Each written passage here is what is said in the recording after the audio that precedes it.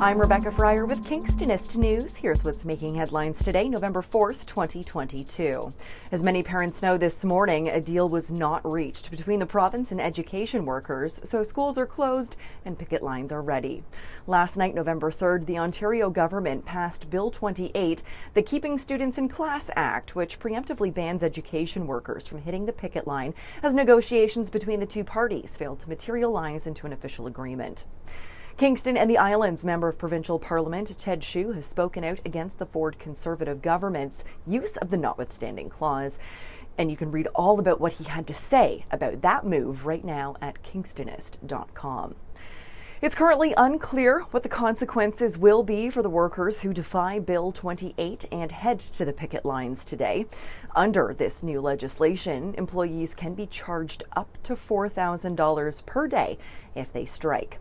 Both the Algonquin and Lakeshore Catholic District School Board and the Limestone District School Boards have said that schools will remain closed as long as education workers are on strike, and students will be asked to participate in online schooling until a deal is reached.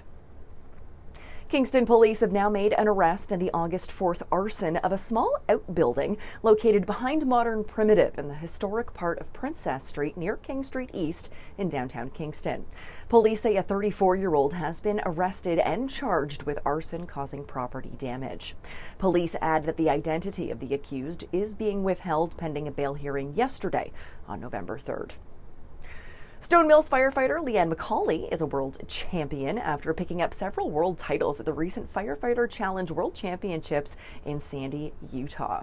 The 10-year veteran volunteer firefighter in Stone Mills Township competed in several events throughout the championship, finishing atop the podium in the women's 50-plus category and in the over 55 co-ed tandem division.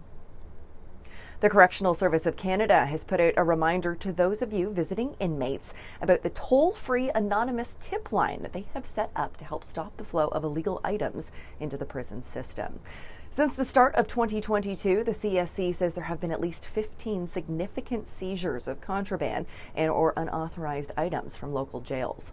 The CSC says they already employ ion scanners and detector dogs to help them discover and remove contraband, but could use your help and encourage anyone with any information about contraband making its way inside the prisons to give them a call. And lastly, palliative care programs and services at Providence Care Hospital have received a generous $1 million donation from Dr. David Cook in recognition of the care his wife Margaret received in her final days. The University Hospital Kingston Foundation says a portion of that gift will be used to set up the Margaret Mary Cook Palliative Care Endowment Fund. The fund will not only help purchase equipment and comfort items for patients, but will also support education and research programs for those living with dementia, and to enhance services for patients coping with dementia, including respite care for their caregivers and family members. For more on these stories and other headlines, or to submit your own news, visit Kingstonist.com and become a subscriber today. I'm Rebecca Fryer. Have a great one, Kingston.